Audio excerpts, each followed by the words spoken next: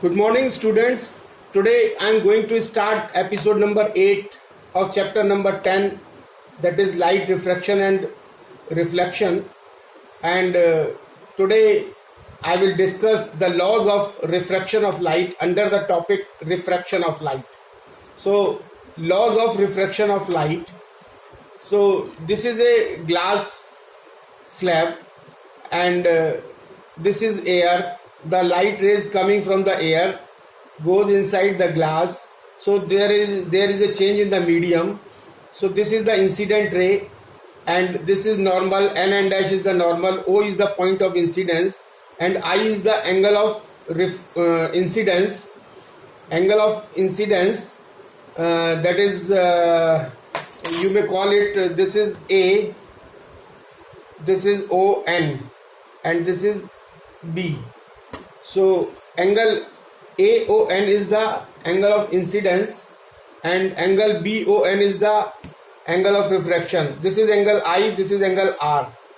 So now there are when the light rays falls on the this glass slab, surface of the glass slab at point O, due to the change in the medium, a bending will take place and this light should go along this way, but it bend towards the normal. So whenever the light rays comes from the rarer medium to denser medium, it bends towards the normal, and when it goes from denser medium to rarer medium, it goes away from the normal. So there are two laws of refraction of light. There are two laws of refraction of light. So first law.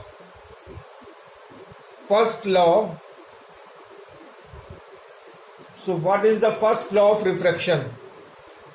First law of refraction of light. First law of refraction of light. So first law of refraction of light क्या कहता है? First law of refraction of light क्या है? The incident ray, the refracted ray, the incident ray, comma, the refracted ray, and the normal, at the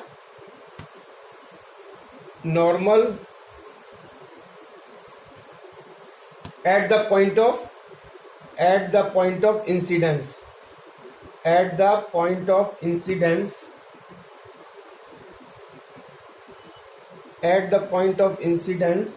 all lie in the same plane. All lie in the same plane. This is the first law of refraction. Incident ray, normal, and the refracted ray, they all lie in the same plane. This is the first law of refraction. Now the second law of refraction. Second law of refraction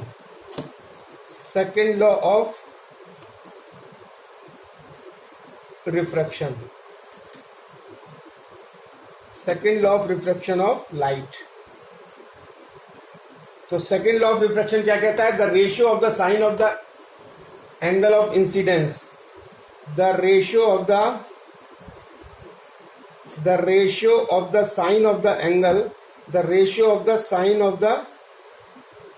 angle, किसका? Angle of incidence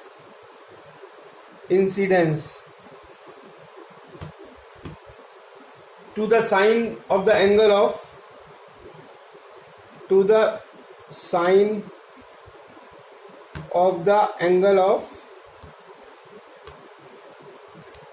refraction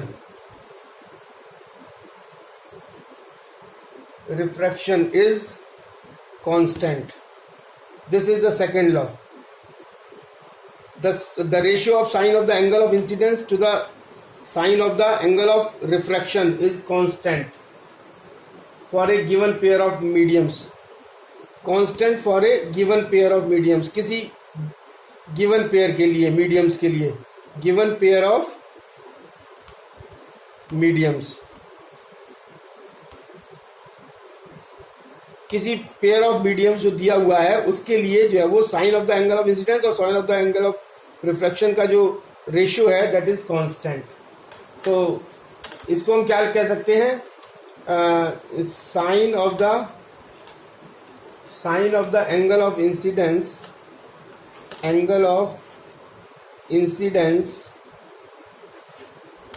in air divided by sine of the angle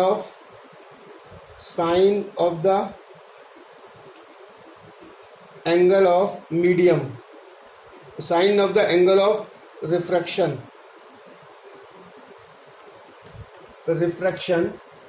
in medium, this is equal to constant. This is as per the second law of refraction. और या फिर इसको हम क्या कह सकते हैं, sine of the angle of incidence मतलब sine of i divided by sine of the angle of reflection means sine r. This is equal to constant and this is known as refractive index.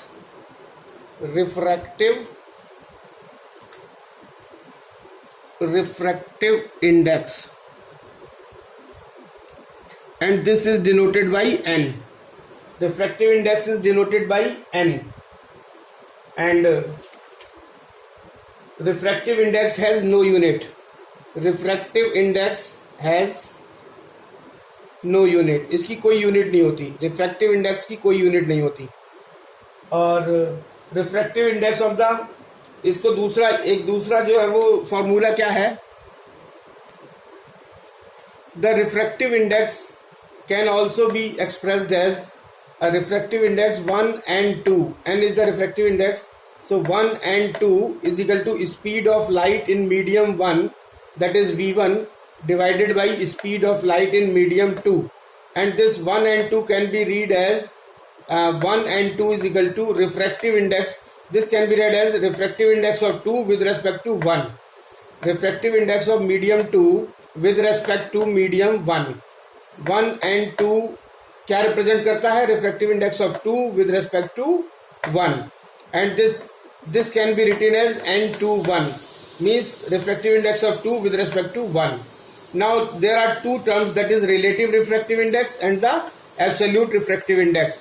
So relative refractive index, when the light ray goes from one medium to another medium other than air or vacuum, जिसमें air या vacuum ना हो, यानी किसी air या vacuum medium को छोड़ करके अगर कोई लाइट रे किसी एक मीडियम से दूसरे मीडियम में जाती है अदर देन एयर और vacuum, the refractive index is called relative refractive index. और एब्सोल्यूट रिफ्रैक्टिव इंडेक्स क्या होता है, when the light ray goes from air to another medium, the refractive index is called absolute refractive index. तो इसका मतलब ये हुआ कि जो एब्सोल्यूट रिफ्रैक्टिव इंडेक्स होगा उसमें एक मीडियम तो एयर होगा और दूसरा कोई अदर देन एयर होगा, और जो रिलेटिव रिफ्रैक्टिव इंडेक्स होगा उसमें एयर को छोड़ के बाकी दोनों मीडियम अलग अलग मीडियम होंगे, तो उसको रिलेटिव रिफ्रैक्टिव इंडेक्स कहेंगे और इसको एब्सोल्यूट रिफ्रैक्टिव इंडेक्स कहेंगे. And the refractive index depends upon, refractive index किन किन बातों पर डिपेंड करता है, refractive index depends on nature of the material medium, कि जो मीडियम है उसके मटेरियल का नेचर कैसा है, that is the nature means composition of the material कैसा है. और दूसरा जो है वो इस बात पे रिफ्रैक्टिव इंडेक्स डिपेंड करता है कि वेवलेंथ या कलर ऑफ द लाइट कैसी है. वेवलेंथ जो है वो कलर पे डिपेंड करती है, कलर अलग अलग कलर की वेवलेंथ अलग अलग होती है, तो वेवलेंथ या कलर ऑफ द लाइट पे भी डिपेंड करता है. So refractive index depends on first nature of the material medium, second the wavelength और the colour of the light. And there are some materials and their refractive indexes given in the table.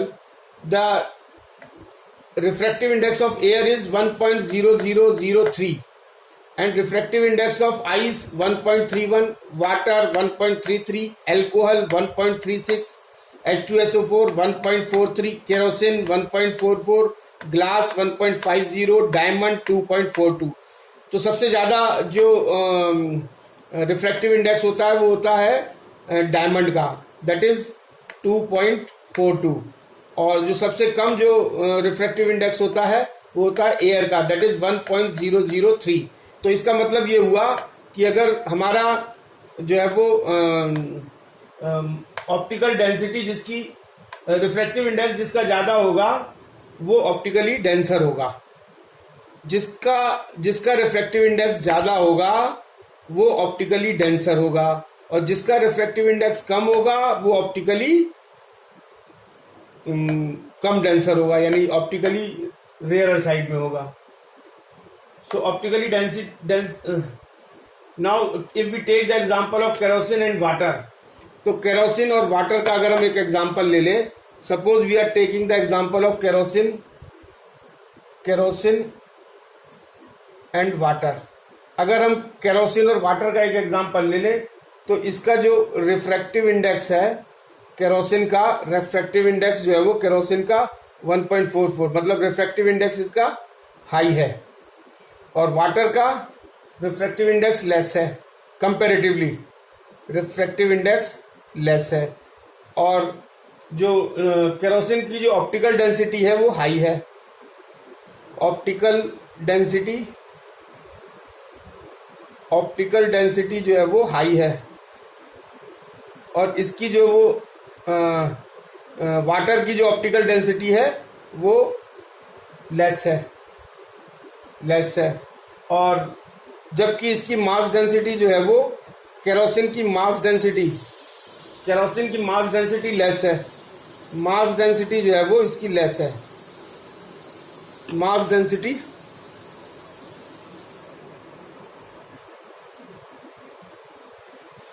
So kerosene की refractive index ज्यादा होता है, water का refractive index कम होता है, जैसे कि टेबल से दिखाई दे रहा है, और केरोसिन की ऑप्टिकल डेंसिटी ज्यादा होती है और मास डेंसिटी कम होती है, जबकि वाटर की जो है वो ऑप्टिकल डेंसिटी कम होती है और मास डेंसिटी ज्यादा होती है। तो किस पे डिपेंड किया? रिफ्रैक्टिव इंडेक्स जो है वो ऑप्टिकल डेंसिटी पे डिपेंड करता है, ना कि मास डेंसिटी पे। So this is a very important formula which will be helpful in solving the numerical problems, that 1 and 2 means refractive index of 2 with respect to 1 is equal to 1 upon 2, and 1 means refractive index of 1 with respect to 2. This is refractive index of 2 with respect to 1, this is refractive index of 1 with respect to 2. This is 1 and 2 is equal to 1 upon 2 and 1. So this is very important formula. This is you will have to remember this formula to solve the numerical problems. So now next topic is refraction of light by spherical lens. So what is lens? Lens क्या है? Lens क्या होता है? What is the definition of lens? A lens is a transparent glass. A lens is a transparent glass. ये क्या होता है? एक ट्रांसपेरेंट ग्लास होता है।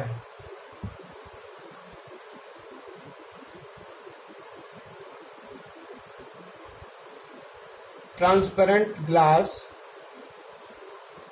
Bound by two spherical surface, bound by two spherical surface.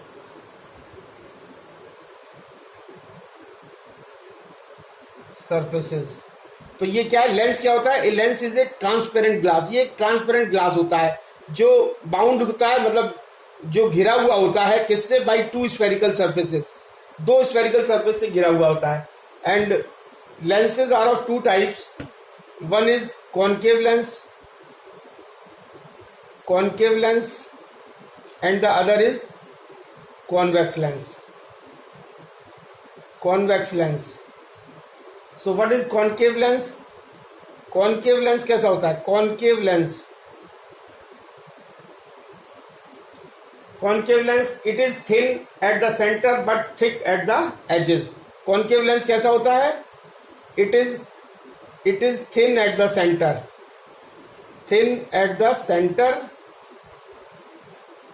and thick at the edges.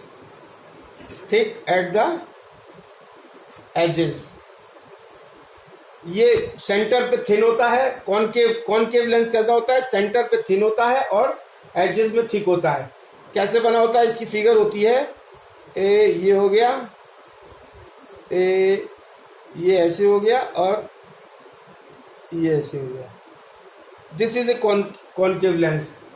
ये और ये सरफेस जो होती है ये कॉनकेव सरफेस कहलाती है। बेंट इन सरफेस जो है वो, this is a bent in surface, this is known as concave surface. ये दो सरफेस जो है वो ये कॉनकेव सरफेस कहलाती हैं। कॉनकेव सरफेस, ये कॉनकेव सरफेस कहलाती है। ये bent in surface, bent in surface. और कॉन्वेक्स लेंस कैसा होता है, कॉन्वेक्स लेंस की क्या डेफिनेशन है, convex lens, convex lens it is thick at the centre, इसके जस्ट अपोजिट होता है। इट इज थिक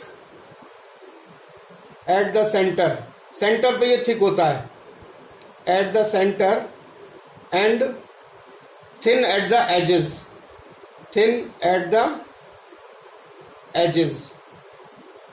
और ये किस तरीके से होता है, ये होता है ये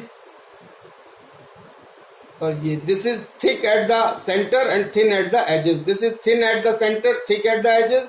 this is thick at the centre and thin at the edges. और ये कॉन्वेक्स सरफेस कहलाती हैं। ये दोनों सरफेस कौन सी कहलाती है, कॉन्वेक्स सरफेस। और कॉन्वेक्स सरफेस को हम बल्ज आउट सरफेस भी कहते हैं, या bulge out surface, bulge out surface. Bulge out मतलब उभरी हुई, और बेंट इन मतलब धसी हुई।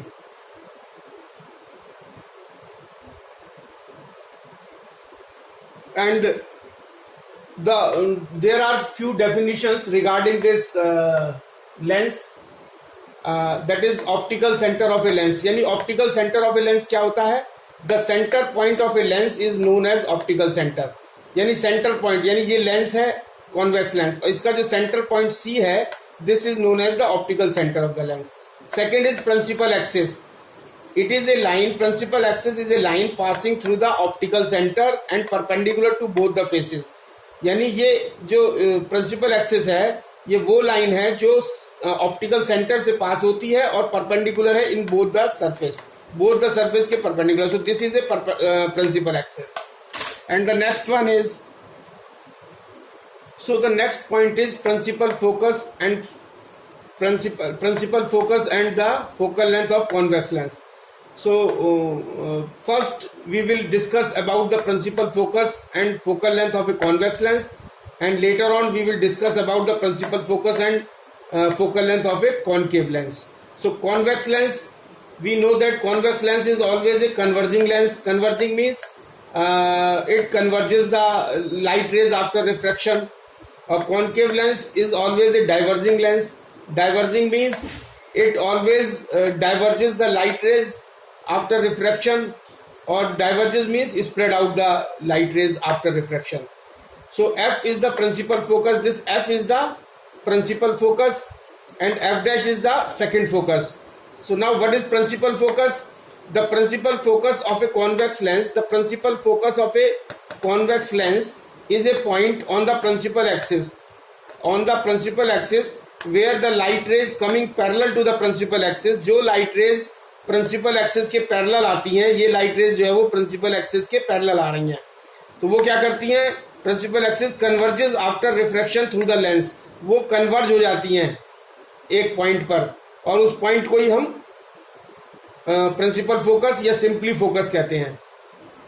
The principal focus of a convex lens is a point on its principal axis where the light rays coming parallel to the principal axis converges after refraction through the lens. So this F is known as the principal focus or simply focus. Here light rays are coming from left to right। अच्छा, इस case में क्या है, the light rays कहाँ से आ रही हैं, लेफ्ट से राइट की तरफ जा रही हैं। तो ये जो फोकस जो कन्वर्जेस हो रही है ये इस F पॉइंट पे कर रही है। This F is known as the principal focus or simply focus। और यही अगर light rays, if the light rays come from right to left, अगर ये इधर से आए, ऑब्जेक्ट अगर इधर रखा हो तो लाइट रेज अगर इधर से आ रही हैं right to left they will converge at F dash, तो वो कहाँ कन्वर्ज होंगी, एफ डैश पर, to the left side of the lens. So F dash is called the second focus, तो एफ डैश जो है वो सेकंड फोकस कहलाएगा. और इसका मतलब क्या हुआ कि lens has to foci. Foci is the plural of focus, means to focus, यानी lens has to focus, that is f and f dash. F dash is principal focus or simply focus, and f is the principal focus or simply focus, or f dash is the second focus. And lens has two focus, and the distance cf always equal to cf dash. ये दोनों बराबर होती हैं. तो इसका मतलब क्या हुआ कि जब रिफ्रैक्शन जो है वो हमारा इस साइड से हो रहा है तो फोकस इधर होगा, और जब रिफ्रैक्शन इस साइड से हो रहा है तो हमारा फोकस इधर होगा. इसलिए दो फोकस होते हैं इसके. The next point is focal length of a convex lens. The distance between optical center and principal focus is known as focal length. It is denoted by f. The length between the principal focus and the optical center. So optical center C and the focus point.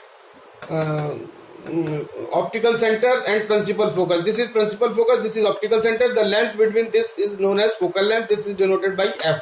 Since all the light rays actually pass through the focus of convex lens after refraction, so convex lens has a real focus. यानी convex lens जो है वो real focus का focus जो है वो real होता है. क्यों? क्योंकि एक्चुअल में जो लाइट रेज जो पास होती हैं आफ्टर रिफ्रैक्शन वो एक किसी पॉइंट पर मिल रही हैं.